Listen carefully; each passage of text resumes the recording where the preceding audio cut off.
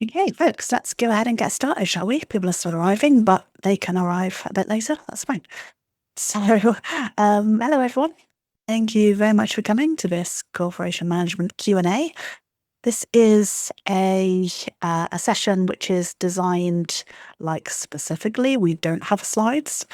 We don't have a talk to give. This is a Q&A session. So the idea is you guys ask questions about corporation management and we will try our best to answer them. So should we start off with introductions, probably, first of all, for people who don't know who we are?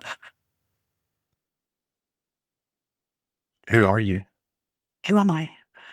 That's a good question. Hi everyone. My name is Laura. I'm the CEO of Eve University.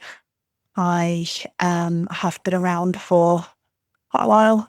Started playing Eve 12 years ago, something like that. 14 years ago, maybe. And this is my second time being CEO of Eve University because I obviously didn't learn enough the first time. And yeah, so that's me, basically. Idris, who are you? Well, I'm Idris. I'm the Director of Communities, and I still don't entirely understand what that role is, but it's okay because nobody else really understands what their role is, so I just get to wing it and everything's okay there. I've been doing this for about 7 months now, I think. I had a very short stint as a PV6 manager before that, and before that I was just a general busybody around the uni for a year or two.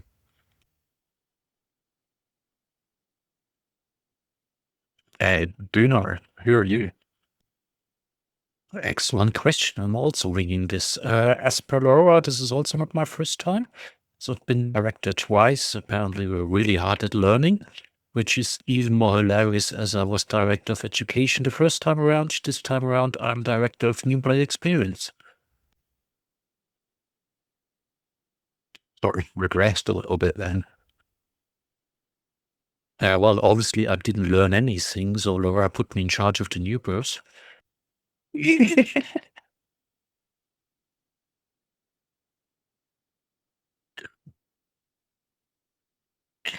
Okay, so the way that this is going to work, guys, is we need questions from you lot. So if you haven't found it yet, there's a chat channel that's attached to this voice channel. If you haven't found it, click on the name of the channel, and then one of the options looks like a little speech bubble, and this is open chat if you hover over it. If you click on that, it will take you through to a chat channel, and that is the place to ask all of your questions.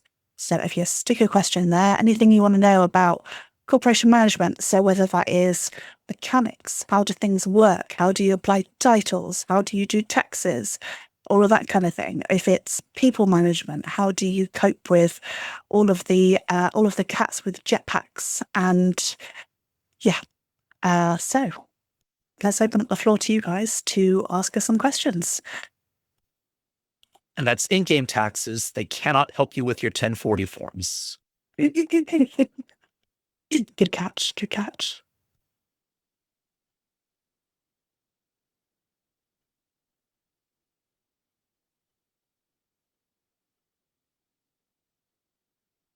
Okay, so we have the questions.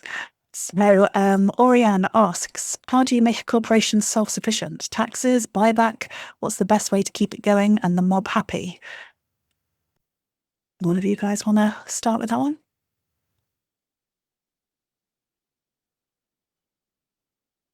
I think we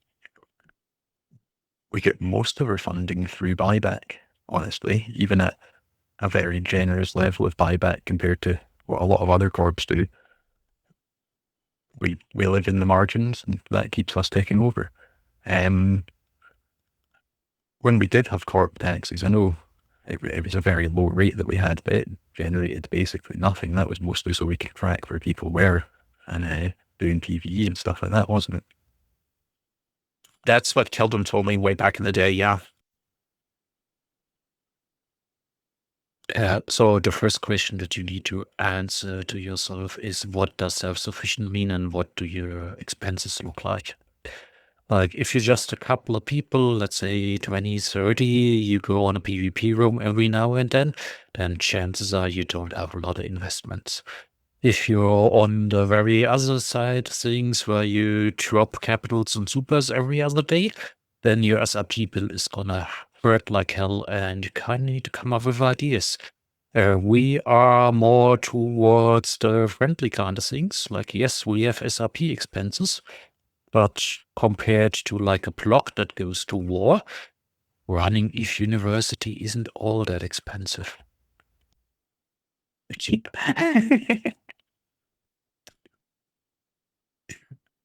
And it's a good job we're cheap because we're basically a charity. So we are, for ETH University specifically, the by far the biggest income is buyback. That's where you get most of our ISK from. We do get some lovely people that donate to us sometimes.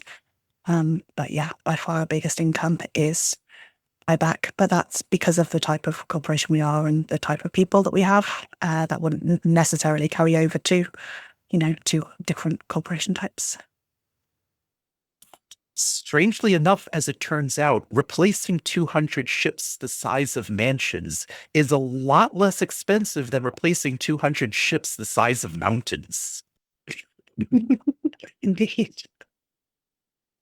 Oh, yeah, look at some of these big block battles, like not even the big headline ones, just like quiet fights that they have on the side. That would eat our SRP budget for the entire month in one engagement, you know?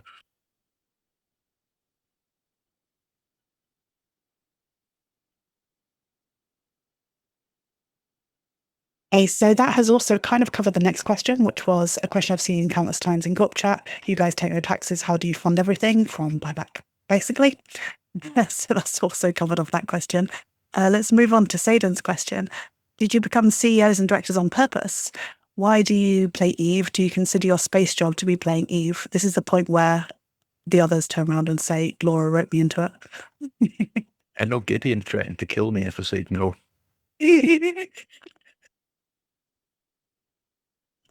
True story. Yeah, let's skip that first section of the question. We got the boss in here. And cover the last one. Is that space job what you consider playing ETH? ETH is a sandbox. It can be whatever you like. And for a lot of people, playing ETH happens outside the game client. And there's nothing wrong with that. There is no wrong or right way to play in that sandbox.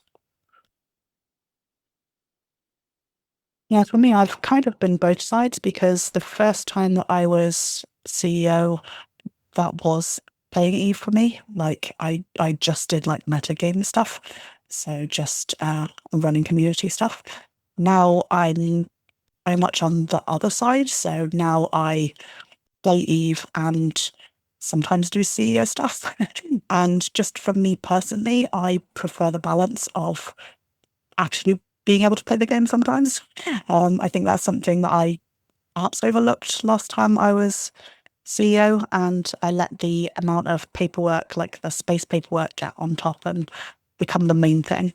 Whereas now it's like, okay, yeah, I'm playing EVE, and also let's help some new players also enjoy this game.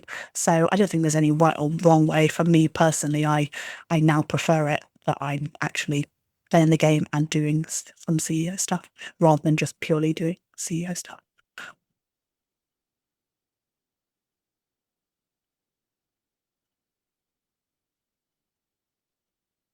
Yeah, my role is it takes as much time as I'm willing to give it, basically. The more time I'm offering it, the more time it'll take.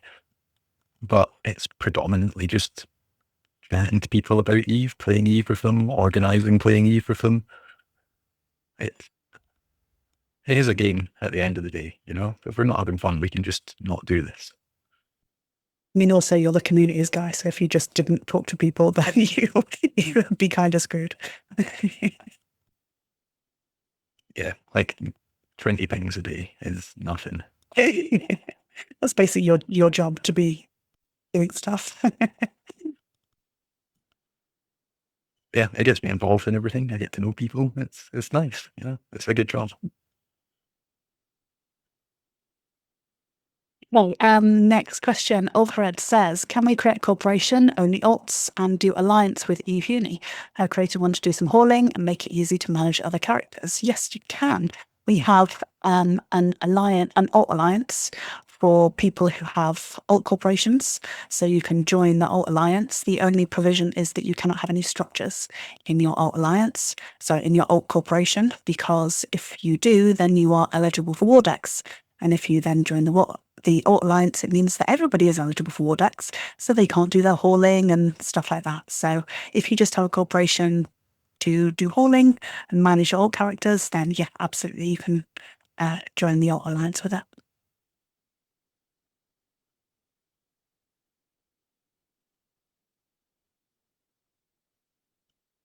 Okay, Gergran says, For me. sorry? Shayna's got the link before me. It's slow.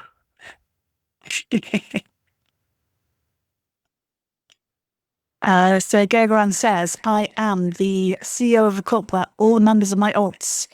If I decide that someone needs to be kicked, how do I go about it? You should definitely kick people because your alts are totally untrustworthy.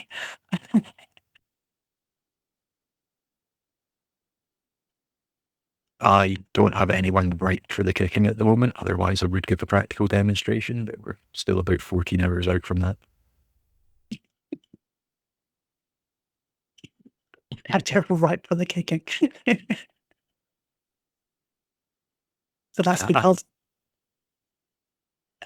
I was going to say that's because in order to kick people from the uni, if they have roles, or from any corporation, if they have roles, you need to remove their roles and then wait for a certain amount of time. There's 24 hours before you can remove them. That's why they need to ripen. I think the underlying message should be, if you know it's not going to work out with your particular alt, then you shouldn't be afraid of removing that particular alt from your gameplay. Same applies to members too. Like, there are things that are non-negotiables, and if people cross that line, they need to be removed, and if you don't take that step, then it's only going to get worse. So don't be afraid to kick that one douche alt of yours. Take the toxic alt.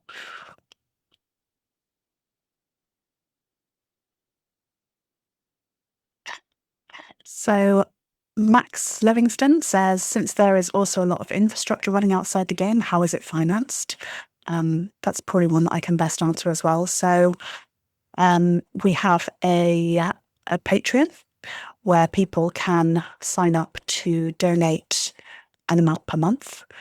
We don't have very many real life costs. The main real life cost that we have is the server. So we have a server that we purchased, and it goes towards the running of that and also the energy costs and stuff like that for the server.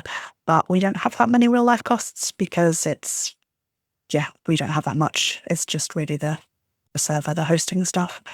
So yeah, Patreon is the way that we pay for stuff. We do also have a creator code.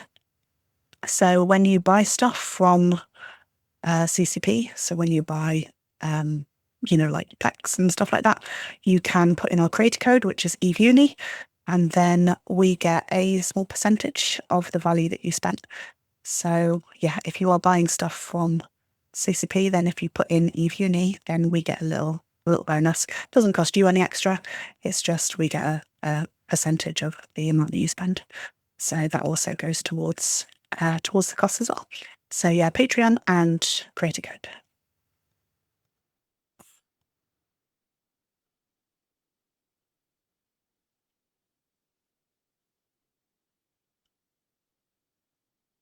Permission to speak?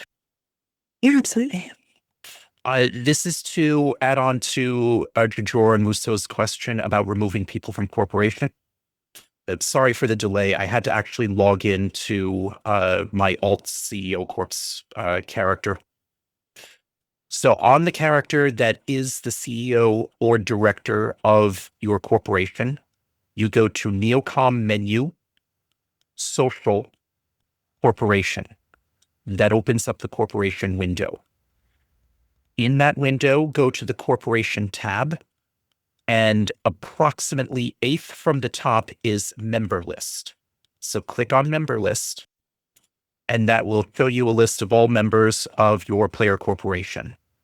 You can then right click any particular entry and select either expel member, or if they have roles, you'll need to remove, there should be an option there for removing corp roles first. And then 24 hours later, you can then expel the member.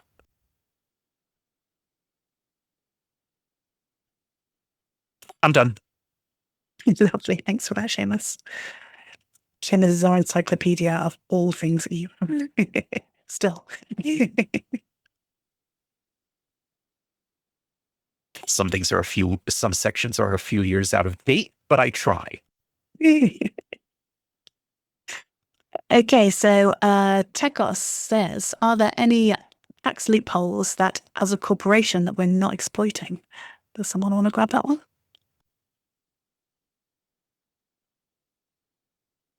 Well, I don't know of any, otherwise we'd be exploiting them, frankly. The mechanics are quite simple. There isn't so much that you can do as a corporation to influence your costs because they're basically non-existent except keeping the structures up. In my own alt corp, I have 100% LP tax, and then that sort of centralizes all my LP for it. It's not really a tax loophole. It's more just putting it all into the corp wallet rather than having it split between malts. That's the only tax trick I can think of.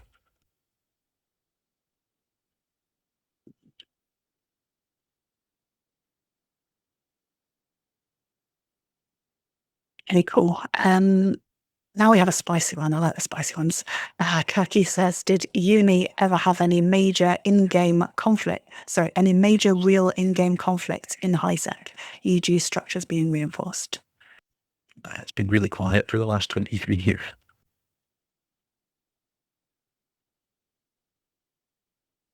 Okay, maybe with a bit more seriousness. So we made changes to where the structures are in eFuni for the particular reason that we caught a lot of harassment war decks. Not so much in terms of burning down. In 2025, yeah. Yeah, and like if you played 10 years ago, then it was war for 365 days of the year. So we made those changes that helped, but truth to be told, most of those wars were to farm new players. So we took the appropriate steps, and it's been working out really well for us. That being said, there were a couple of conflicts where we lost a lot of valuable infrastructure, and we learned somewhere between a great deal and absolutely nothing of them. But those didn't happen in HiSec.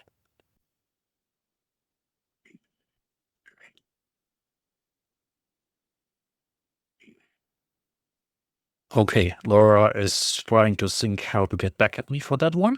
I apologize for saying we learned nothing.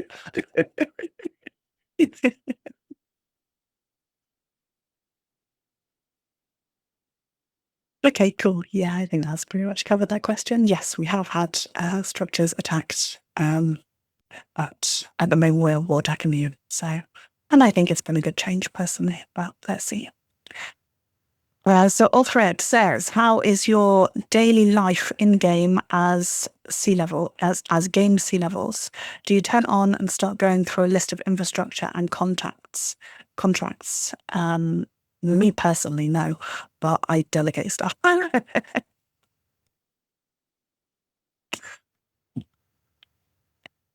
Yeah, so maybe I'll pick that one up.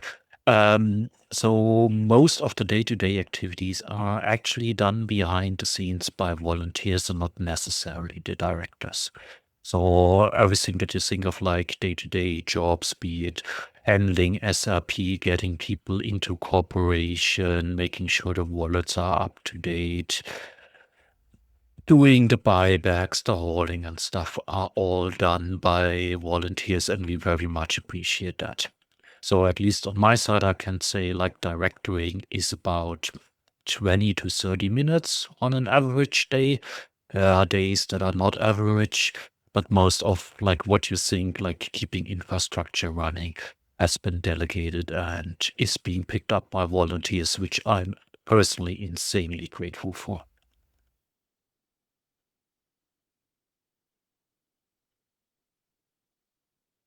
Yeah, there's so much stuff that goes on behind the scenes that you don't even realize. Like, people take it for granted that, like, for example, the structures are there. That means, but the structures didn't just get there. Like, there's someone who had to put them up, who had to set up everything, who regularly keeps them fueled, who makes sure that they are fit and have ammo and all of that kind of thing. Like, the stuff that you don't really see that goes on behind the scenes, there's a load of that stuff, which is all, our wonderful volunteers that do that stuff.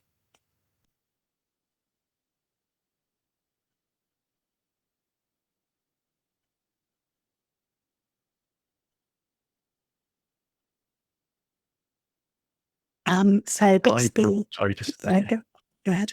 I probably have the most to do on any average day, but the things that I have to deal with are probably the simplest to deal with out of all the directors, I would say. I just have to listen to people complaining. That's simple.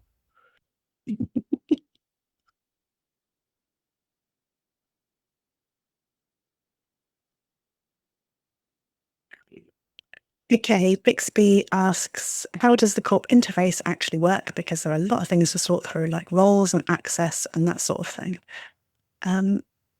Idris, did you say you had something you could stream perhaps on that? Yes. Yeah, for the roles anyway, I'll just show how any titles work. Because they're complicated enough, yeah, there's plenty of them.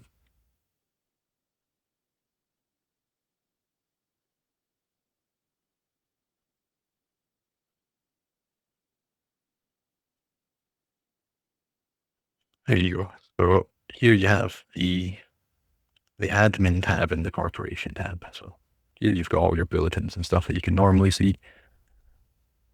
And here we have how titles are made. And this is an absolute pain in the arse thing, so it is. So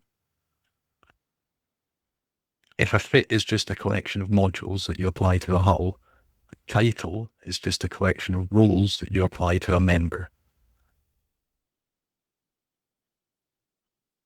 So I can go into this random person here, for example, and I can just give them individual roles to do things.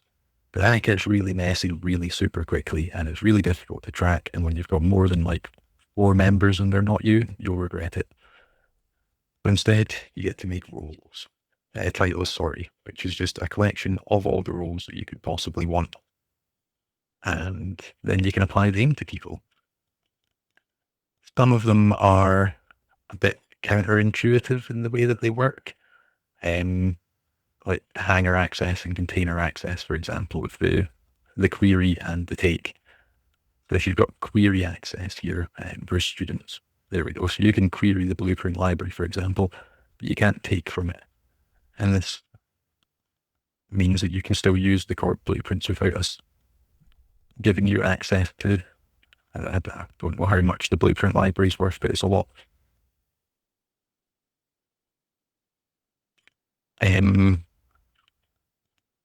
The accounting stuff as well, you're just granting them access to individual wallets here.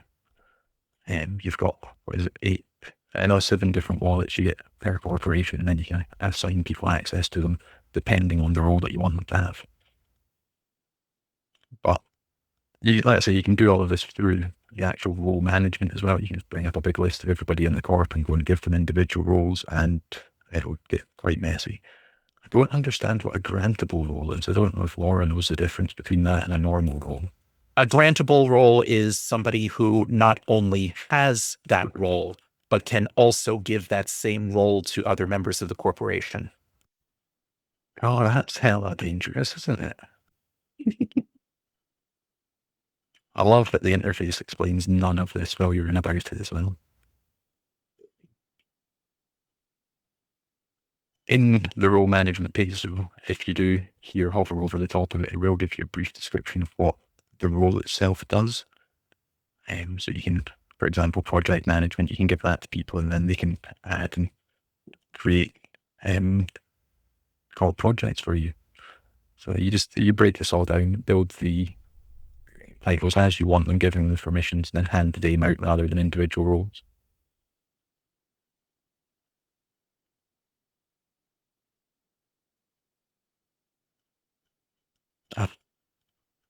If there's specific questions on it, go for it. But that's a complicated one. You just really need to poke it a little bit, I think, to get the feel for it. Yeah, indeed. And that kind of ties in as well to Caspian's question, which is, in terms of permission-based roles, can you get very granular with what permissions each role has and can do, or does the game have predefined options? How exactly does that look in game?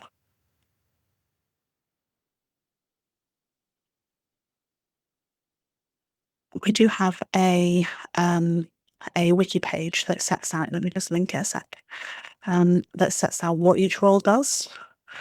Managing corporation members, that's the one. So yeah, there's that wiki page, which basically sets out all the options for different roles. And yeah, that's basically the options you have. So it doesn't go any more granular than. And you can create quite a silly number of titles as well, and then apply them, like very specific titles, and apply as many of them as you want to a character. The limit's pretty high. So you don't need to give people like a title with a broad set of permissions if you want to have more options to sort of build a title as it goes.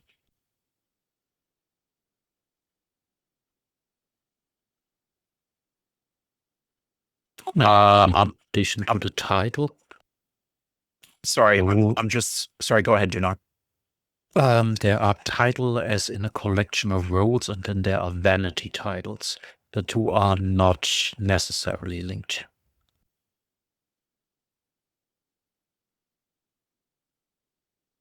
Go ahead, James. So as for titles that confer roles, I'm logged into my alt character, Leonard Chong, who is the CEO of Dunhu Enterprises. And I'm looking in the corporation window, the administration tab. Why am I describing this verbally? I can stream my screen. Yes, you can. We live in the future, Seamus. It's amazing. We no longer use Mumble. You can indeed do this.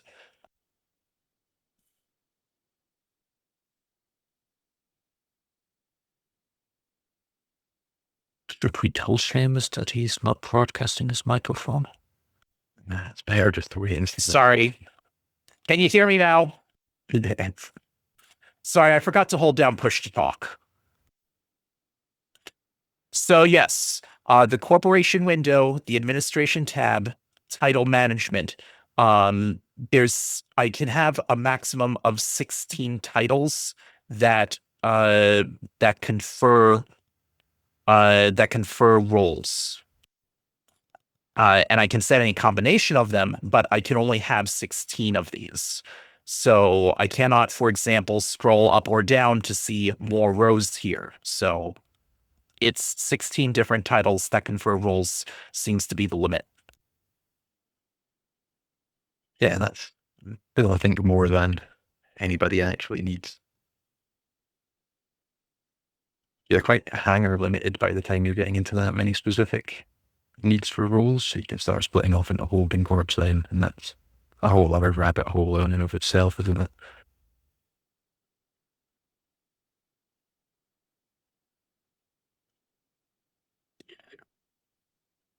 Okay, should we move on to Caspian's next question, which is, what exactly would be the best way to find like-minded people to join your corp?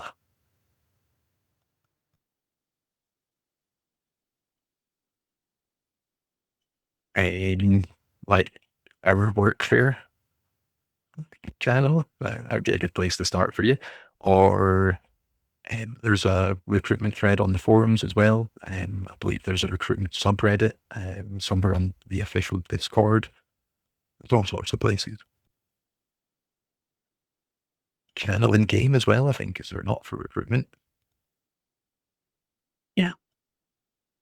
I think personally the best place to find people is just literally your friends.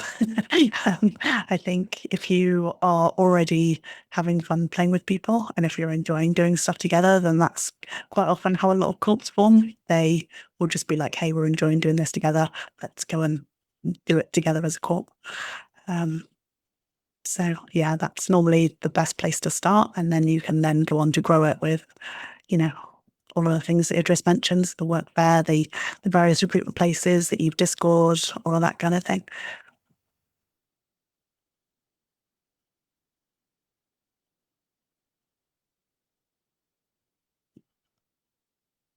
And if you live in an area as well, then you'll get to know the people who also live in that area. You'll bump into them a lot. You'll catch out with them in local. You can recruit from amongst them because you know that they live nearby and you know what sort of player they are as well.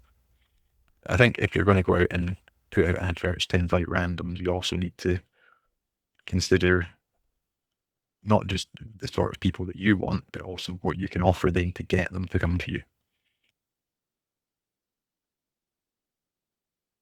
Yeah. What's your USP? Why would someone want to join your corporation instead of all the many other corporations out there?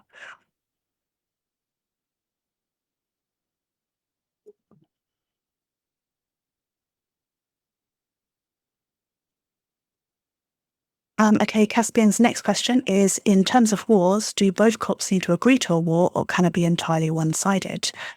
Most wars are one-sided in that you have a person who is, a corporation is declaring war and the corporation who is having war declared on them. Those are the ones that ET University is immune from because in order to have war declared on you, you need to have structures in your corporation and we don't. So that makes us immune from most wars, but there are a different type of war, which is a mutual war deck, which is where both parties agree we're going to be at war. And for those type of war decks, mutual ones, you don't need any structures. So yeah, you can mutually agree to declare war with a different group without having any structures. So both. If you're returning to EVE Online from a long absence, yes, this is a change. You cannot just declare war on any player corporation in the entire universe against their will. They have to actually be war eligible.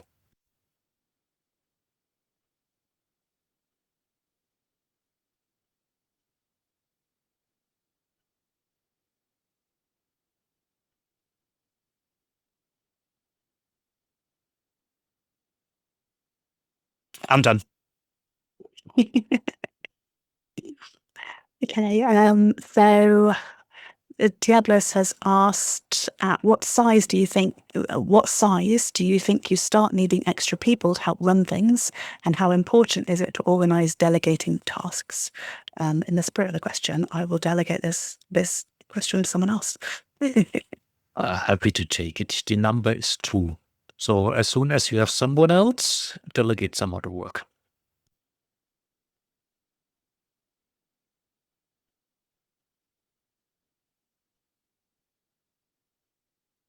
Because perhaps the ideal number is 2, because then you can have one person doing all the work and you don't. I will caution one thing about this. Be extreme. If you've just set up your player corporation, before giving anyone other than your own alts a director role, make sure you go into the wallet, the corporation wallet, the shares section, and by default, under owned by corp, you'll see that your corporation owns 1,000 shares in itself. That's not the case for Dunhu Enterprises because I already took care of this problem. But you'll see owner, insert corp name here, corporation, insert corp name here, 1,000 shares. You will right click on that entry and it'll probably be give, and then you'll specify an owner. Transfer those shares to your own CEO character. All right. So 3 of these characters are under my control. The 4th character belongs to my brother in real life. All right. But make sure you assign those shares. If you forget to do this and you give somebody who turns out to be untrustworthy the director role, that director can right-click those shares, assign the shares to their own character. All right. Then they can. Then that makes them the only shareholder in the corporation. They can then go to the corporation window. Is it administration? They can go to the corporation window, the corporation tab, go down to votes, and click propose vote. The option isn't here. The option that I'm looking for isn't here because the character that I'm logged in as is already the chief executive officer, but there is an option to forcibly change the chief executive officer. So the director, so somebody you trust as director can take all the shares for themselves, propose a shareholder vote, change the chief executive officer to themselves, and then kick you out. So when you set up your own player corporation, do that as a very first step.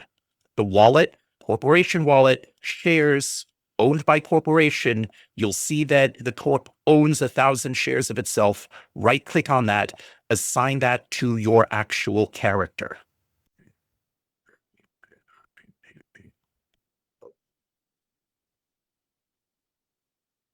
That's really good reminder. Thank you.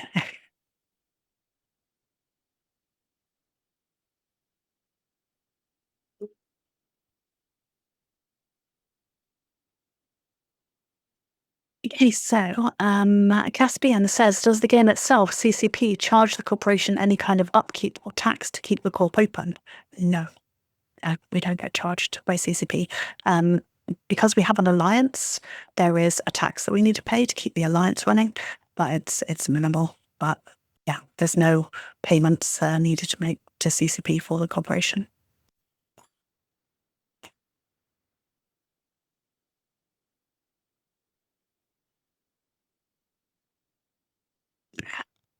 Xenix asks, how do you handle inactivity from members? Are they removed from the Discord or corporation? Like, can we take a break and come back if we feel like it?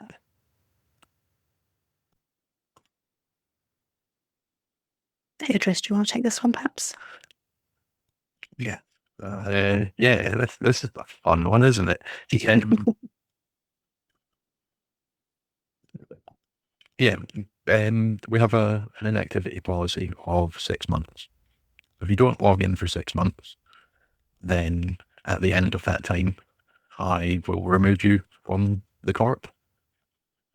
And then off knows that you've been removed from the corp and it updates your Discord by itself. So I don't need to go through and do that at least. But because everybody has the student title, this task it takes. It needs to be done over 2 days to do that. And it gets in the way of handing out student titles while I'm doing it as well. So it's a mild pain, but it's better than having thousands and thousands of members who never log in anymore. We do have a fairly high turnover and quite a high inactivity rate because it's just the nature of the type of corp that we are. You know, we get a lot of very new players who try it out for a little while and it's not for them. So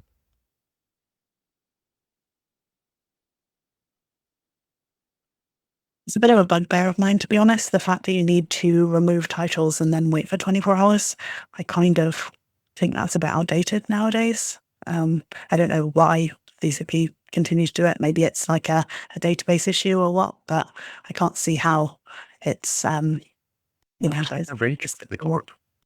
Yeah. Despite my titles and rules, I can leave right now if I choose to. But the corp can't kick me right now. It's weird. Additionally, player corporations are only allowed to have a certain number of members, up to a certain number of members in the corporation itself. And this is dictated by the skill levels of the CEO character. So 20 people per level of corporation management, 100 for every level of megacorp management, 400 for every level of empire control, and 2,000 people for every level of sovereignty. Technically not correct. You just need to have someone in the CEO role that had the skills to update the corporation. The current CEO does not need those skills. I stand corrected. In terms of getting back into the uni, so we discussed how you get removed from the uni for inactivity. If you drop for inactivity and then maybe a year later decide, hey, Eve looks kind of fun, let's play that again, just put in a new application and you will be in corp the next day. So absolutely no qualms about that. Or if you drop to play with other people but decide, hey, I want to get back into Eve University, just put in an application. You will be processed usually within a day and readmitted. Yeah, I've been kicked for inactivity twice because it took me several years to get into Eve properly.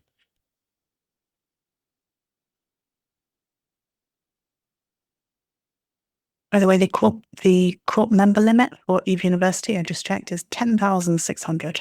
So we are some way away from that amount. And I think that was the limit that I set it to last time I was CEO. I think I trained up a load of job skills, increased the limit. And then when I stepped down as CEO, I extracted all those skills because I was like, I'm not going to use them again. And so I think it's just kind of a leftover from before. But For 10,600, that means you had all the skills except Sovereignty 5. Yeah. So yeah, I think we're good for now.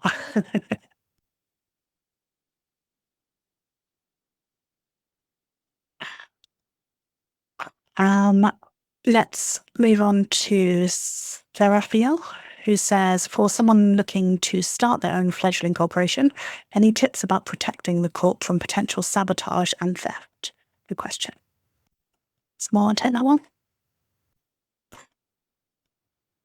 Yeah, happy to. So Seamus already explained the shares. So make sure that you claim the shares so that you don't get your own corp revoked. And then it is being stingy with the roles. Like earlier I said, delegate as soon as you have 2 people, but that doesn't mean that everyone needs access to the corporation wallet. So you can delegate, you can give people funds, you separate the wallets out and be stingy who you trust. And just because you know somebody for a couple of years, just in-game doesn't necessarily mean that they will keep up. Like there are enough stories of like disgruntled directors dissolving corporation, whipping out clone base and the like. So in the end, it comes down to who can you trust and what sort of damage can they do. Like if all your corporation has is like a hangar somewhere with 200 million worth ships, well, that might be a problem, might not be a problem, but if you start accumulating blueprints and the like, you might want to be a bit more selective in regards to what sort of take rights you give to people.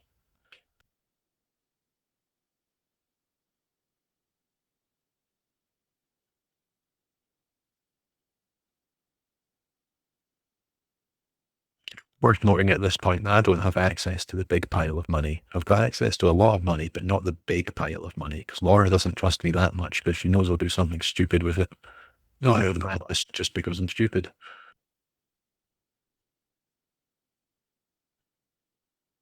One too many zeros into the skill book wallet.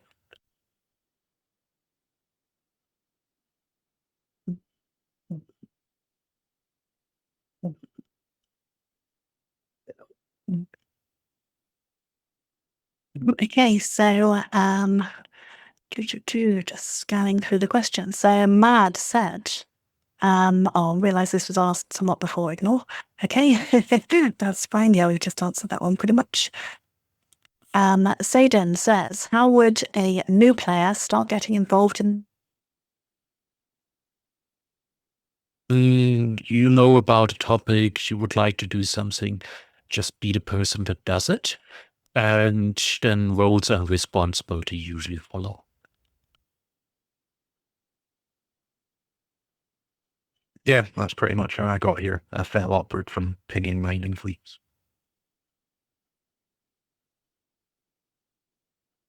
biggest deficit we have in Eve Uni is people. That's always the thing that prevents us from doing stuff that we want to, not having enough volunteers to do stuff.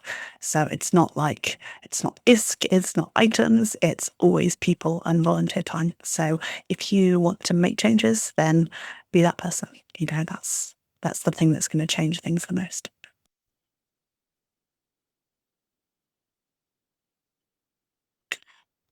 Okay, Kaki coming in with another spicy one. We love the spicy ones. I'm curious about the history of Uni's nullsec campus. How did it die? What went down? What did we learn from it? WHC got evicted at some point, from what I've heard. Same there. What went down there? Who do I poke for those stories? Excellent question.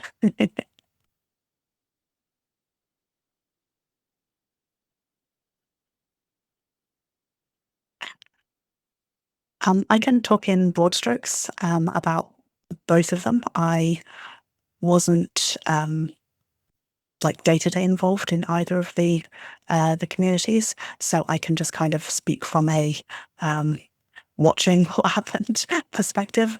For the nullsec community, which was based in PC9, that was kind of killed by a group called CFT, the Sinusoidal Field Theory, who took a real dislike to Eve Uni for reasons that were never entirely clear, because every time we asked them, they had a different answer.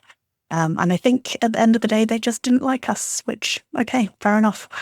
But they had a much bigger ships than we had. They had much more experienced people, and they basically did a long campaign of kind of content denial, where basically they would stop us from going out and doing stuff.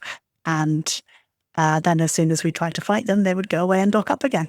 So yeah, it was kind of a prolonged period of content denial. And then eventually they turned around and went, right, okay, let's destroy the structures. So, and we fought them very hard. We had a load of people who put in many, many hours to driving content at the NSC, and then into the kind of last stand when they were killing off our structures. Eventually, it kind of became too much of a distraction. We're spending a lot of time, a lot of people, a lot of energy on this place that actually no one was really living there by that point anyway, because of the prolonged content denial beforehand. So it was kind of an obvious decision, a sad but obvious decision to say, okay, let's not focus all our attention on this because it's not worth it.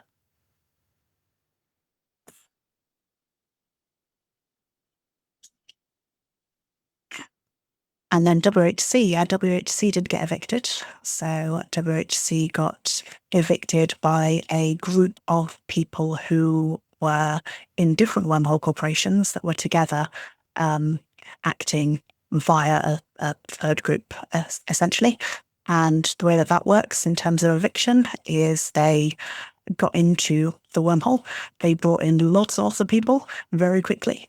They locked down the wormhole. So basically they did something called rolling the holes, which is jumping back and forth through a wormhole so that they close. So they basically very quickly maintained control of the exit points of the wormhole community, which meant that although we had people who were in the wormhole community, in the wormhole, they fought very hard, but we couldn't get anyone else in, despite the very best efforts of a lot of people trying to get back up in and trying to get more people into the hole to defend.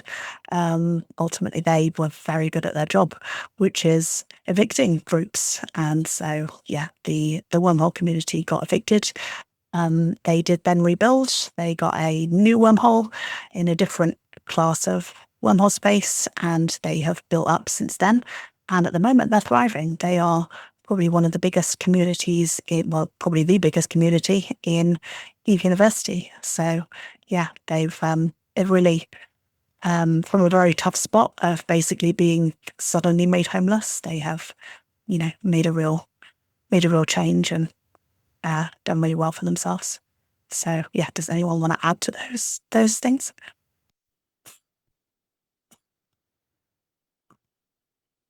Yeah, so those were kind of like the opposite end of things that you get. NSC was a war of attrition, and most wars and EVE are war of attrition. You don't win by having the decisive battle and beating someone in battle, but by wearing the people down so that they no longer log in. That was pretty much the case in NSC and Wormhole Community. Yeah, that was pretty much a textbook executed eviction that we couldn't deal with at the time.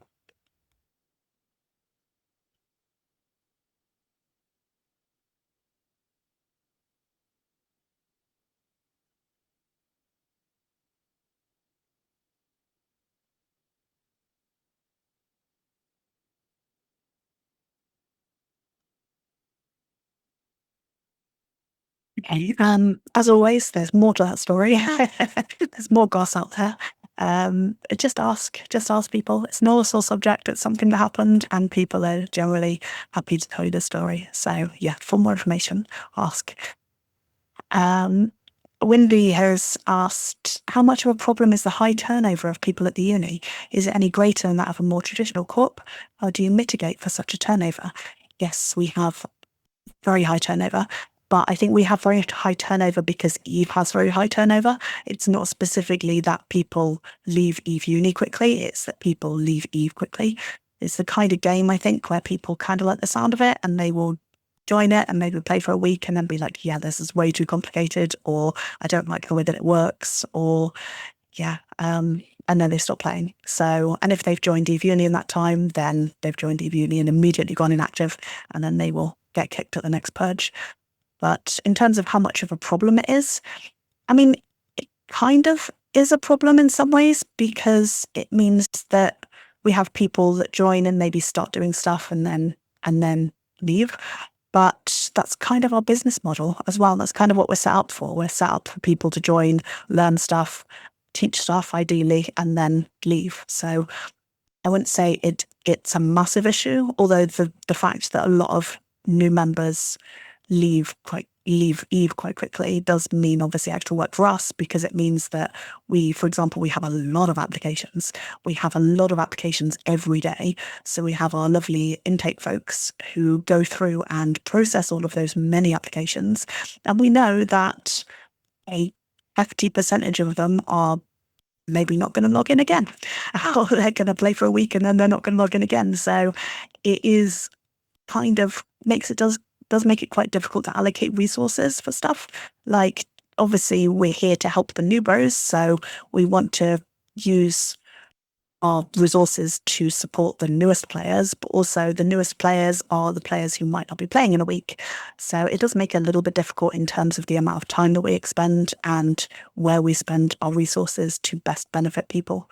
Because, they're the ones that need the help the most, but also they might not be playing next week. So it could be effectively us spending our resources on, someone that's not going to be playing in a week's time. Which director does intake fall under again? That would be in mind. So, yeah. Okay, thank you. To give you a bit more context into the figures, because I'm keeping an eye on those. We lose about 60% of people in the first 2 weeks. But that is nothing uni-specific, that is very much an EVE-specific thing. So people that get over the 3-month hump, they typically gonna stick around a little longer, and at that point it's more natural fluctuation that's being baked in. But there is like a huge discrepancy between people that start playing EVE and people that are actually playing EVE 3 months in. From doing the inactivity purge, it's generally about 10 a day. I would say that feels about right for how many I have to do a month.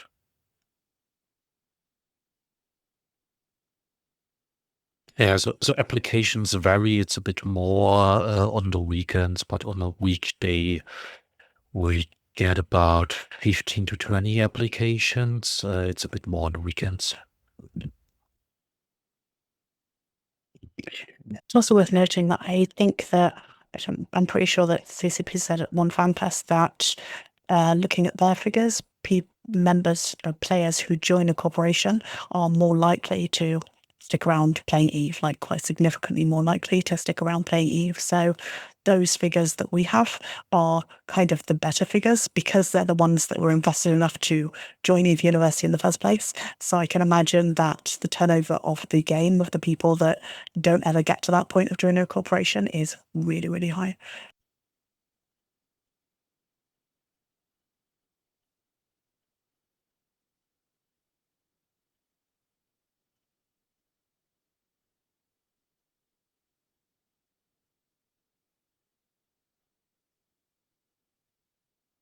Okay, so Caspian asked, we have Horizon, etc. Aren't those structures, or are they classified as something else? Yes, they are structures, but they are owned by another corporation. So they're owned by another corporation that is owned by us, but is not Eve University. So that means Eve University is not, people cannot war deck us because we don't have structures.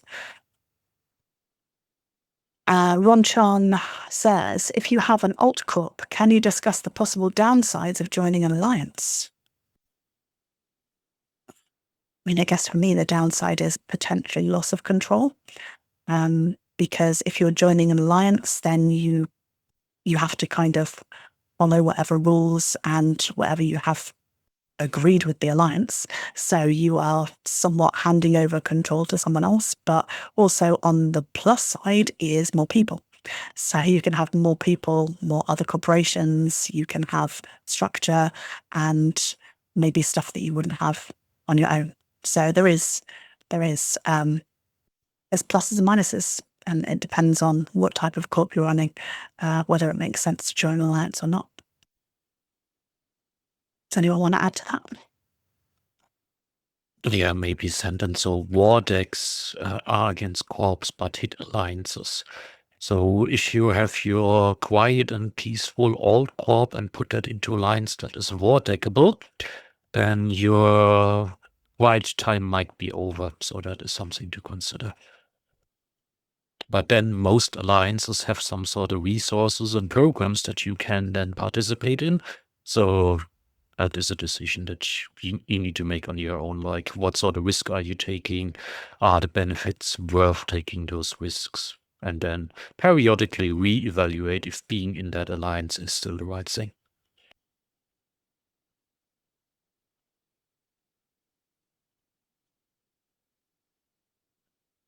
Okay, this one is a good question. I like this one. Not because I'm morbid, just because I think it's really interesting. So Mad Livingston asks, what happens if a director, or I guess a CEO, with major power over the corp dies, gets banned, loses access for other reasons? Is there a way to save such corp? Kind of no. Well, there is a way to... there is a way to oust a CEO, which is what Seamus showed you earlier with the voting mechanism. But in order to do that, you need majority shares to trigger a vote. And most CEOs are generally will keep all their shares to themselves so that exact situation doesn't happen. So if you are, if the CEO dies or stops playing or gets banned and nobody else has majority shares, there isn't actually a way to force the corp over to someone else. And CCP has been asked before to transfer corporations because the CEO, for example, has died in real life, and they say no. They have a policy that they do not get involved in transferring corporations. So you have to prepare. And I mean, personally, if I die, then Bates has my details that he can sort something out with Eve University. But it is definitely something you need to think about as a CEO of a big corporation.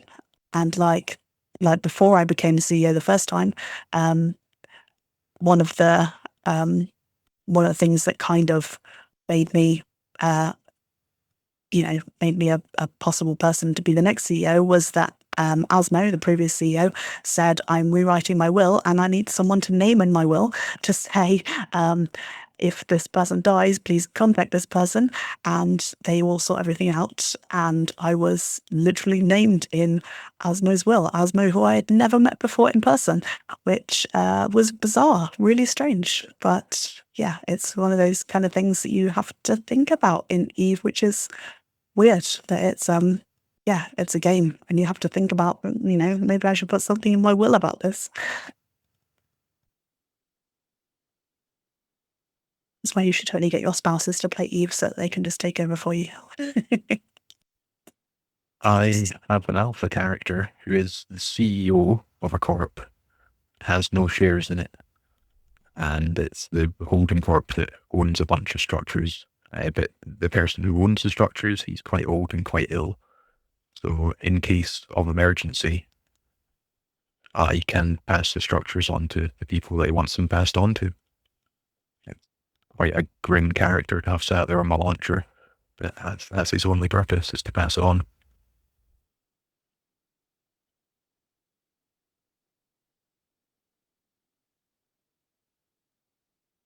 Yes, an automatic email to be set out on a dead man switch. If you don't log into your email for 14 days, that email goes out.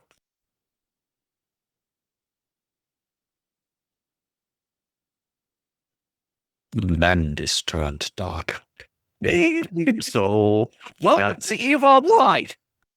Well, with Eve being running for over 20 years, like, you have a lot of problems that you don't have in other MMOs that have a lifespan of maybe 1 or 2 years, or maybe even a more successful one with like expansions that reset every couple of years, like the persistent universe, the single shard, the long run time.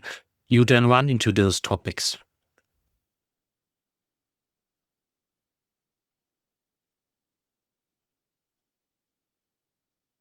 There is an actual memorial in the Malaya star system in the Khanin Kingdom.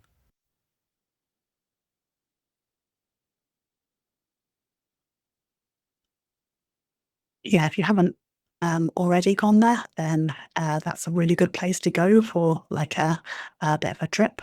It's quite sobering actually when you go there. So it's a memorial. It's a thing that you can walk to in space, and the idea is that you can drop cans there, so you can anchor cans, which are an item that you can take with you, and then people name them for people that have passed away in memory of people.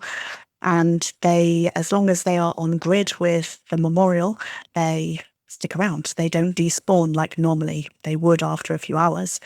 So they can still be destroyed. They're not completely immune from that, but they are immune from just disappearing because of time. So if you go there, especially if you turn on all brackets, if your computer can handle it, you will see there are thousands and thousands of player anchored cans in memorial to people. It's yeah, and it's a really beautiful monument as well. I'm really glad that CCP did it because it just looks beautiful, and it's like kind of like the equivalent of going and lighting a candle. It's definitely worth a trip. It's quite a sobering and emotional place to go. But it's amazing. It's beautiful.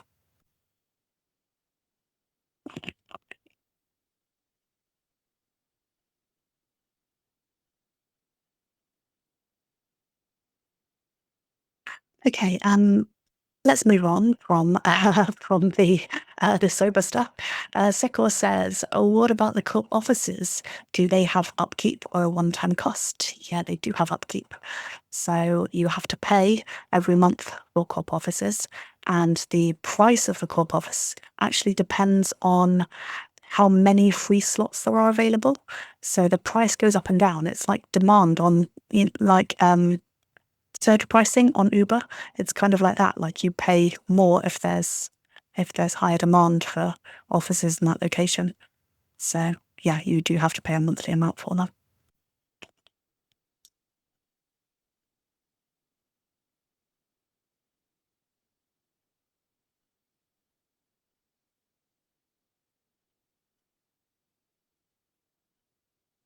I asked a question in the chat to dogs, and people have posted their dog pictures, which I am very grateful for. Thank you. We love some dog pictures.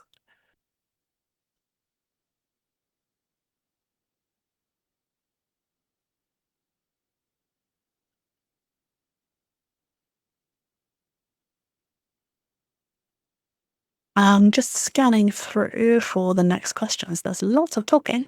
That's lovely. Let's see where we are with questions.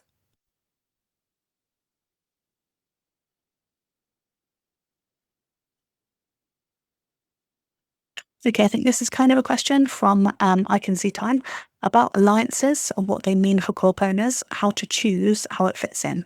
So any thoughts on how you would choose an alliance if you were going to join an alliance with your old corp?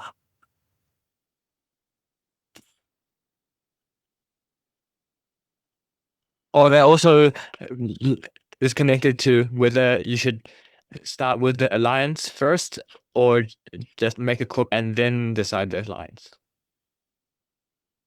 You would have to make alliances are made up of corporations. So you have to have a corporation first before you can create a new alliance.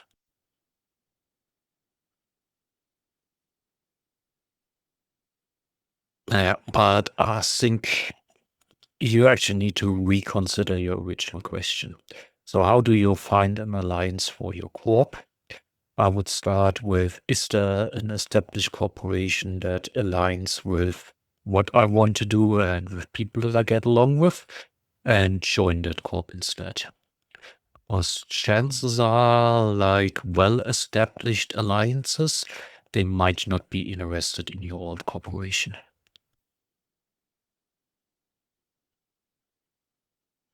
Might But not if be you're interested. Yeah, because why should they invite a corporation, have potential more headaches, things to deal with coordination, if they could instead invite a different corporation that has like an established structure, like 40 people, humans that are actually playing. All right, so it's like a win-win, just a bit like recruitment. Yeah, pretty much. It helps. And starting up your own corp versus joining an established corp and taking up positions and working there. Starting up a corp is a huge amount of work. It's so much effort you will need to put in because initially you will be doing most of the things. You'll begin to be able to start delegating and passing stuff out, but it's an awful lot of work to set these things up. Yeah, I would think I would probably join one, but I just thinking about it, I have some ideas.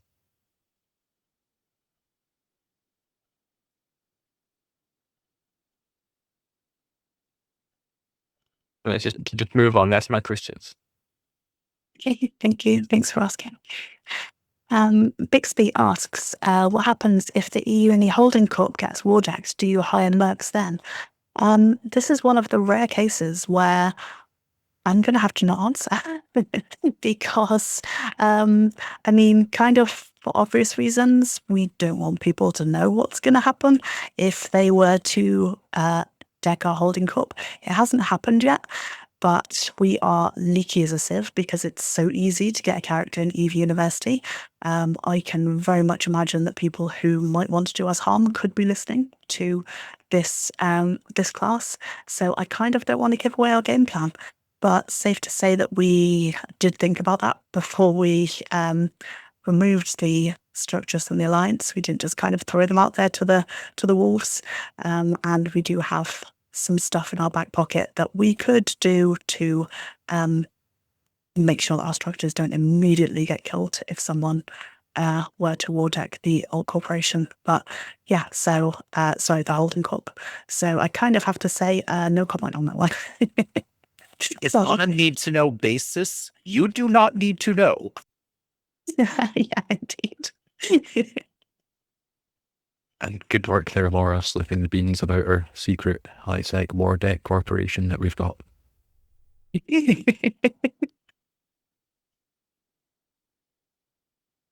Yeah, because right-click show info is so hard. It's a really high bar.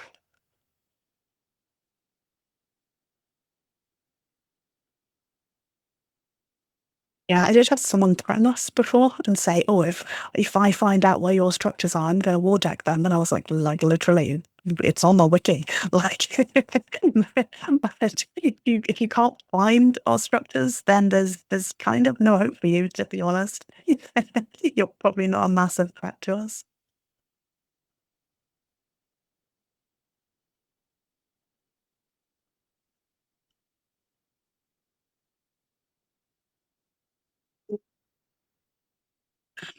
So, in terms of questions, we have been going, by the way, for an hour and a quarter. So, I am happy with this length of time. If you guys want to stop asking questions, you can stop asking questions at any point. Not to say stop, but yeah, we have been going for a good while, so don't feel like you need to rack your brains for questions. But do feel free to ask questions if you still have questions that you want answered. So Z. Lauren says, what do you think should CCP do regarding corporations and alliances to make Eve better? Any features that should be added or changed in corp management? Yes, I have strong views about this. I have sent over to our CSM. The corp UI is rubbish. It's really bad. They said they were going to update it and basically then moved things around and kept everything exactly the same. The corp UI needs a big overhaul.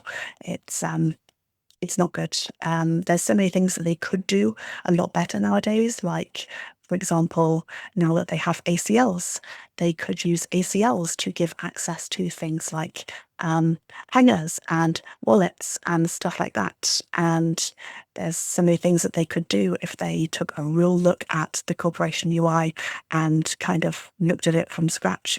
And also Wardex, that is a big bugbear of mine. The high-sec Wardex system is hilariously broken. It's so easy for corporations just to declare war on 100 different corporations so that they can shoot people in trade hubs, in JITA, so they can shoot people who are mining, and so they just basically bribe Concord to be able to shoot as many targets as they can.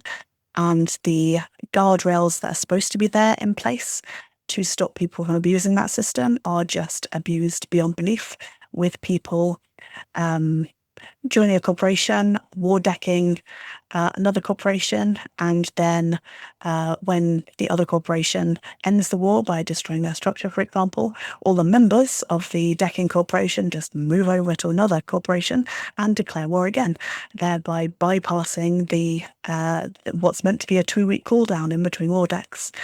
And that's just one example. There are so many examples of ways that people who like to do war decks are just abusing the system over and over. And I don't think it's good for the game. I don't think it's good for new players to be at war all the time. I don't think it's a good introduction to PvP. And I don't think that I mean, I am annoyed. I'm still annoyed that we've had to move our structures out to another corporation to become war deck immune, because I think that in theory, war decks are good for new players. I think people shouldn't feel that they're completely safe in high sec. And I don't want to give the impression that PvP is bad or that we don't want to fight people, because yeah, we do. If you know me, I want to fight people. But just the system is so broken that it's a system that we just had to opt out of for the benefit of the members. Sorry, that's my rant for the day. Anyone else want to add something?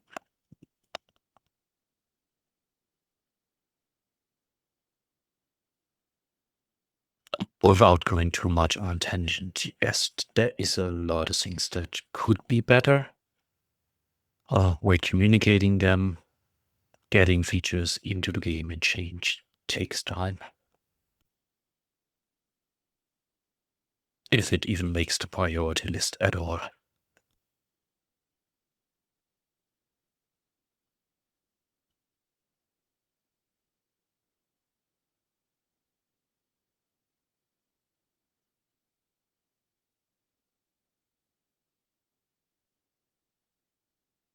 Like, it's 2026. Why isn't copy with formatting a hotkey, for fuck's sake? Like, why does it default to not having formatting? It's such a simple change. If they can't do that, how do you have any hope?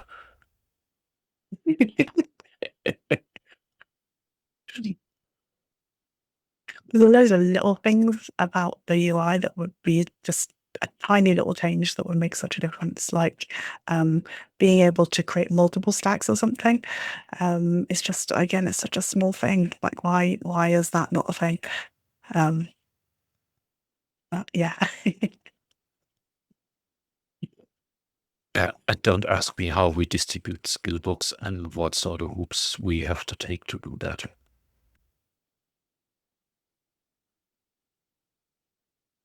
So I think summary, yes, there are a lot of areas that could see some love.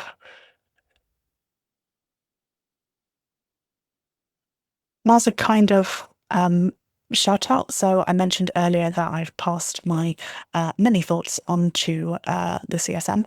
The CSM is the Council of Stellar Management. They are basically a focus group that CCP consults with when they're making changes to the game. So they're a group of players that are kind of elected by the player base to be that focus group and for CCP to consult with and to give feedback to CCP on changes that they're doing. We have a member of the CSM, Kashal Adron, who is really focused on new players. That's the whole thing. And she comes into Eve University every month and does a town hall. So she invites people to come in and tell her what their problem points are. So if there's something that's really bugging you about the UI, about the game, that would make your life easier, or that you think CCP should change, then please do come along to Kashal Adron's next town hall. I think she does them the first Tuesday of the month normally. So there's one coming up fairly soon. And give her your feedback so that she can take those into consideration, take them on to CCP when she has her weekly meetings with them.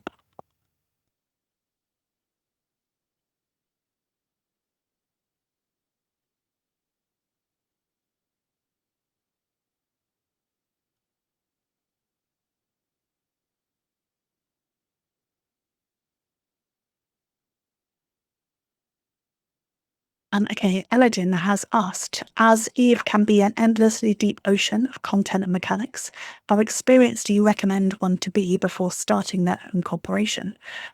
That kind of depends on what type of corporation you want to do and what you're going to want to be doing. Like, if you are just interested in mining, for example, then you don't need to know about a lot of other content. If mining is your thing and that's what your corporation is going to do, then you just need to know about mining. But yeah, it depends kind of on what your corporation is for and how many people are in it, and yeah, like all of that kind of stuff, I guess. Anyone else have any thoughts on that? Well, that about sums it up perfectly. But again, think if you really you need to have your own corporation and want to run one, or if you spend some time looking for a corporation that might be a good fit for you.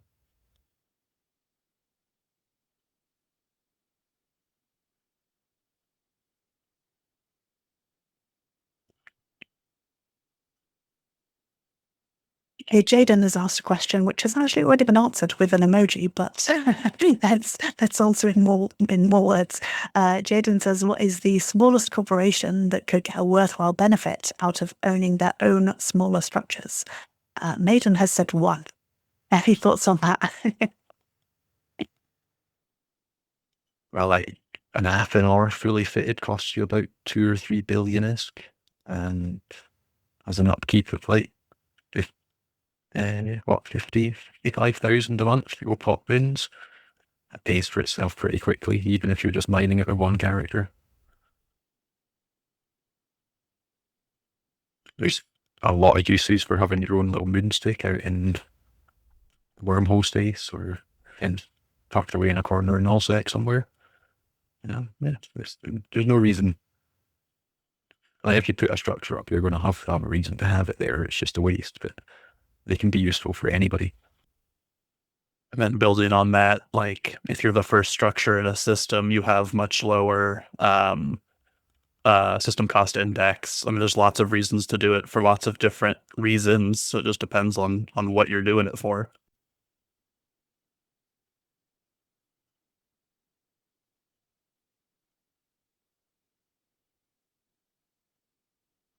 Plus, who doesn't like to press the button and make the moon explode? Just having a big ship to keep your smaller ships in is inherently a very cool thing. I'll say the moon mining looks so cool. Like you guys know, I'm not a miner, but I like the look of the moon mining. I think they did a really good job with the graphics and stuff. If you guys haven't seen it before, like watching the moon pop is really cool. Like basically the structure just takes a big chunk of the moon and drags it away and then explodes it into an asteroid belt. And they did a really good job with making it look like, you know, like it should look really cool and awesome, like you're exploding a big chunk of rock. But yeah, it does look really cool. Probably not a good reason to own a structure. You can just watch a video, but still. No. Pay the multi-billion tax to do it once. Right, and never get old. Never. No, I wish I could push the button sometimes.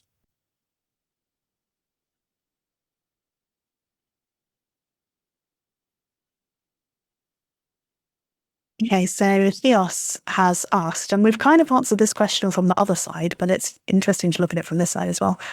Theos says how to find the proper corporation to join to. Understand there are corps for PvP, PvE, financial, but how to identify the proper corp where you will not be robbed. I'm seeing lots of advertisements, but there is no info.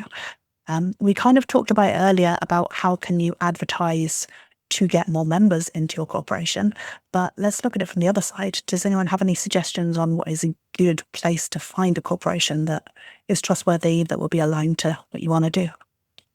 Do you know the corporation's reputation?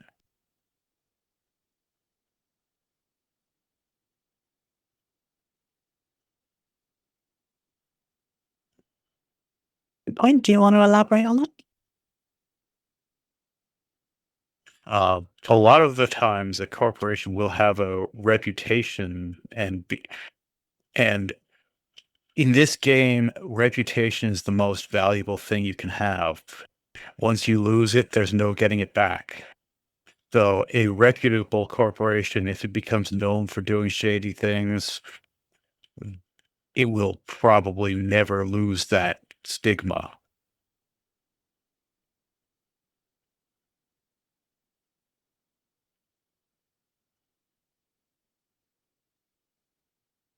Yeah, absolutely. Reputation is massive in Eve. And one of the good things that I like about Eve Uni is we have our alumni network who they have all the tea. So if you don't know about a particular corporation and you might be interested in joining them, a good suggestion is ask in the alumni channel in our Discord. Say, hey, is anyone in this corporation? Can anyone give me the juice about it? And people will give you the gossip about, you know, do they have a good reputation? Are they absolute order? Do they are they somewhere that you should consider joining, or you know, are they somewhere to stay clear of? So yeah, the alumni channel is a really good resource to get in contact with more experienced players who used to be a member of Eve Uni and have now moved on to other corporations and therefore have the tea about them. I just see one response there in the chat to this, which is goons seem to be doing pretty good. And just for a bit of historical context, goons are not what goons used to be. A lot of the Goonie sentiment that kicks about is just a joke these days, really. Yeah, there's the down the rabbit hole. That's some goons propaganda for you. But in fairness to goons, like, nobody's managed to kill them yet. I've definitely tried. They're like the only exception to you need a good reputation. Yeah, they just need to change their CEO and to repair 10 years worth of damage over 10 years.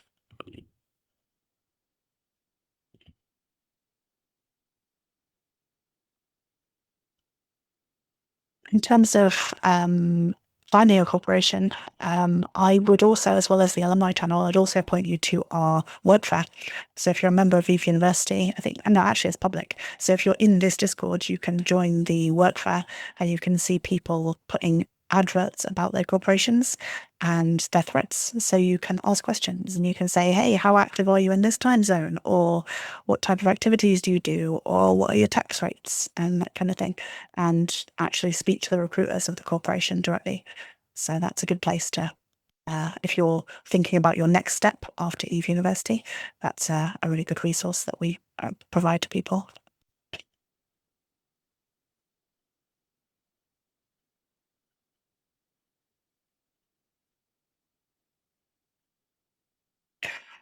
We have a couple of quick questions. Seamus, when is the next karaoke? Soon, very soon. It's in planning. More details to follow. And Diablos, directors leaving half a fleet in Thera again, when? Hopefully soon. Yeah, I will try and get a fleet stranded in Thera soon, TM. Yeah, I'll sort something out. So you guys can sit on a hole in Thera and think, where is she?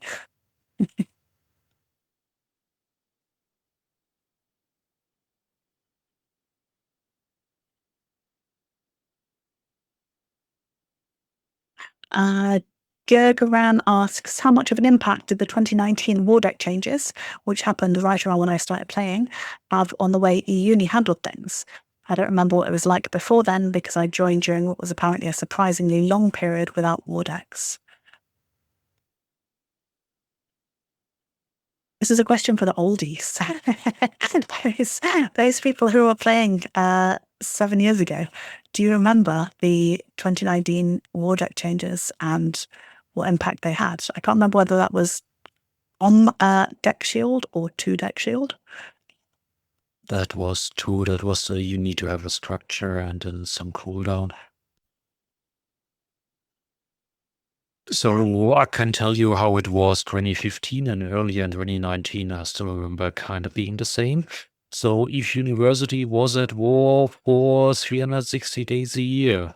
And the other 5 days were a mistake because someone forgot to re-up the war deck.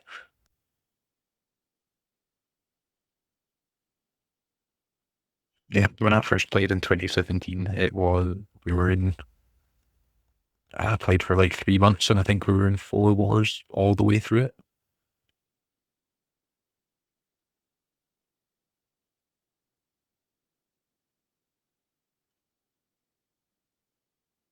Yeah, it's a bit back in my day, that is right.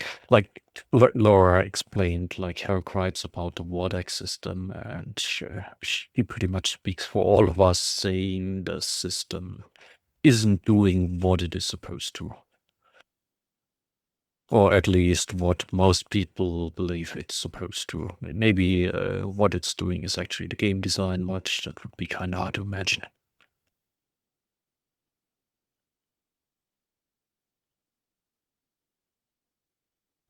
I mean, the way that Eve University has handled wars has changed over time as well. So way back when I started, we had deck shield, which the idea, so it used to be that war decks changed based on how many active war decks there were against a corporation.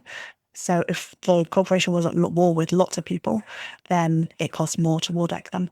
So Eve University intentionally had a load of alt corporations declare war on Eve University so that it was really expensive for other people to declare war on Eve University. So there were so many people who didn't want to shoot us, who had decked us, that other people who did want to shoot us, in theory, couldn't afford to deck us. So that was a pretty neat little loophole, I think. And the way we dealt with the cost issue of keeping that up is that every 6 days before all of the bills came due on all of those alt corporations, Helgum would set each of those wars to mutual and then back to not mutual, since he controlled both sides of each of those war declarations. That way he didn't have to actually pay anything to keep it going indefinitely once he had it set up. Sneaky. Super sneaky. Also, this is the wartime. I've just linked the wartime standard operating procedures that were in effect back when I was a relatively new player. I had just gotten my graduate medal about a month before this version went on the wiki. Yeah, glad that this is gone.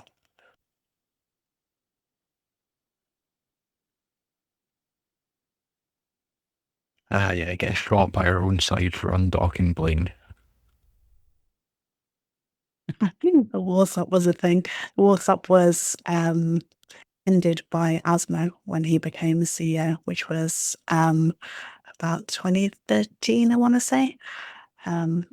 So yeah, that was a thing up until like 2013. So people who have been in corp for a long time would have been around under the Wartop and following the rules about what ships you're allowed to fly and when you're allowed to undock. And I remember we had a POS stick back when POSs were a big thing before we had structures. And there was a POS in Aldrat, which was the HQ system at the time. And I remember that even if we were at war, you were allowed to undock to walk to the POS. So I just used to sometimes, because we're at war, I would just undock and walk to the POS and sit in the POS shield in my ship and just be like, what the fuck am I doing? why am I paying to play this game when I'm just sat in a POS on my own? Yes, the Aldrat solar system in the Metropolis region, sovereignty of the Minimator Republic. The way the geometry was set up, Aldrat 9, Pater Tech School, and Aldrat 8, Haldari Business Tribunal, were essentially facing each other. They were each other's instant undock bookmarks.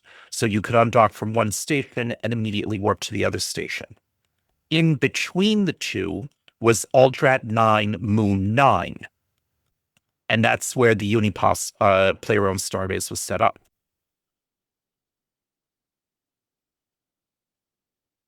So a player-owned starbase, its central structure is called a control tower. Once it's set up, it puts up a force field. Only members of the corporation or alliance or anyone who has the starbase password can enter the force field. So it made it a pretty safe place in space to start staging fleets. Okay, so I'm going to actively call now for last questions because we're coming up for, we've been at this for an hour and a half. So busy people, we got shit to do, man. So if you have any questions, please ask your questions in the channel now and we will hopefully keep the whole thing under 2 hours because we don't want you guys sitting around for too long because, you know, get up, get some exercise, you know, touch some grass. Okay, so there was a question in the chat that has kind of been answered. Wyvern says, how do you determine a corporation's reputation? People said, chat, make friends. Yeah, absolutely. Ask in the alumni channel. Just speak to people, basically.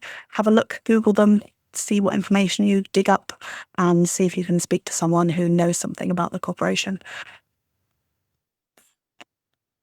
Jaden says, do you recommend separate holding corps to dodge war decks? Are structure hangers shareable with non-holding corps? The second question first, no, you cannot share hangers across, you cannot share corp hangers across different corporations. They're specifically for the corporation itself. So you can't have one structure and have hangers that are shared by two corporations. They would each have their own hanger, but not shared.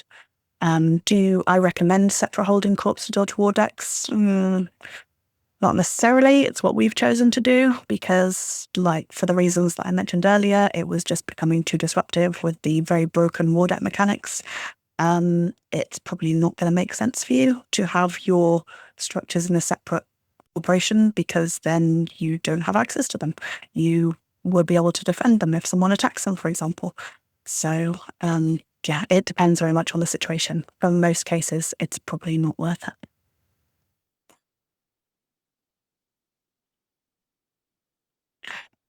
Sequel said, this might not be exactly on topic, but you probably all know more than anyone else.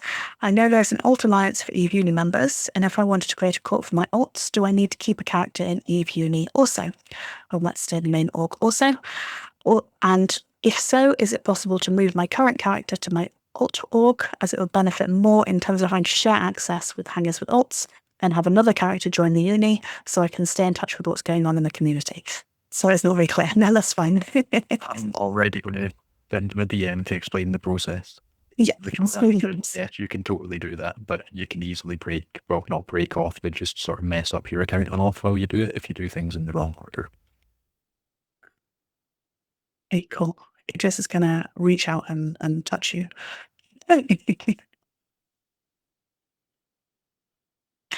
Stephen says, kind of off topic, but here it goes. I am a truck driver in real life. Want to be a truck driver in Eve for myself and possibly for Eve Uni.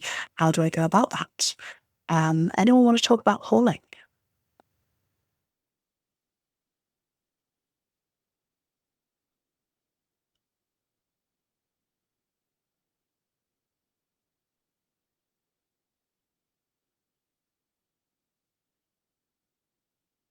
I think that about sums it up.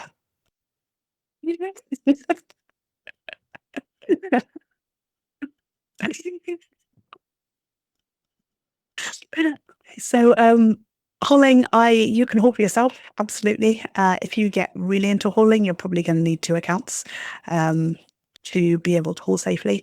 And I would recommend just looking at one of the commercial hauling corps.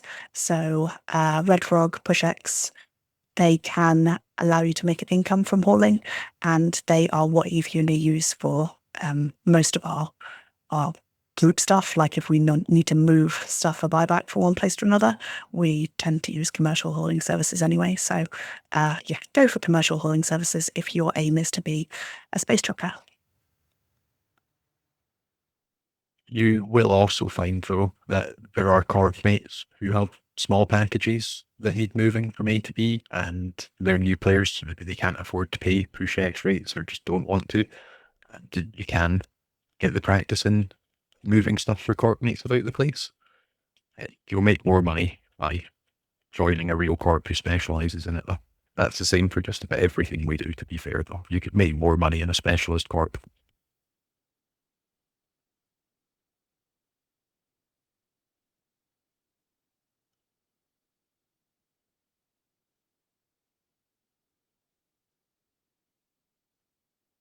Okay, I think we're done. I think we're done with questions. I can't see any more questions in the chat. If I have missed one, then please quickly paste it again. I think we are all up to date with questions. So do any of you have any closing comments, anything that you wanted to mention that hasn't been talked about? Yeah, just I'll open it up for Idris and Dunar to say anything else they want to say.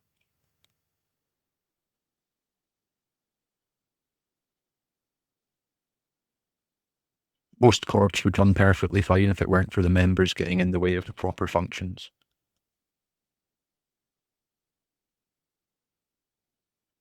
If you want to run a corp, you'll need to fight against your impulse to just take everybody and do it all yourself, because then it's far too much work.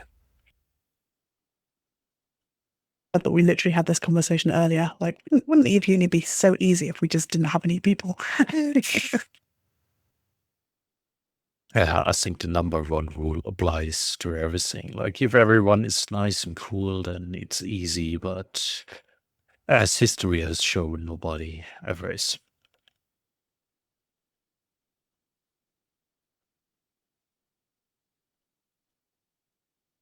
Oh, interest, you wanted me to do a 6-hour lore session for next month? It doesn't need to be 6 hours, but yeah, if for the birthday celebrations you want to just ramble on at us about lore, that would be fantastic. I could listen to that all day. Remind me to include the story of the T2O scandal and how that led to the CSM. Granted, it's secondhand. I'm not quite that long in the game, but based on what I've heard, I think it should totally be 6 hours. And if you're running out of context, you can talk a bit about station geometry.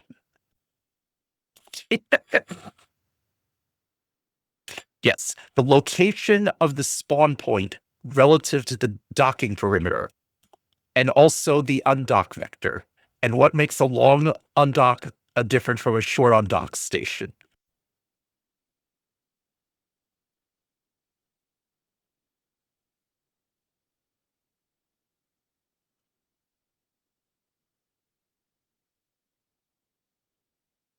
Okay, so folks, I think that's it. I haven't seen any more questions posted, so thank you very much for coming. Really appreciate you coming. Hopefully you have learned some stuff and maybe have some sympathy for us directors. I have posted a feedback form in the channel, so if you have a look in the Discord, if you just scroll up a little bit, there's a feedback form.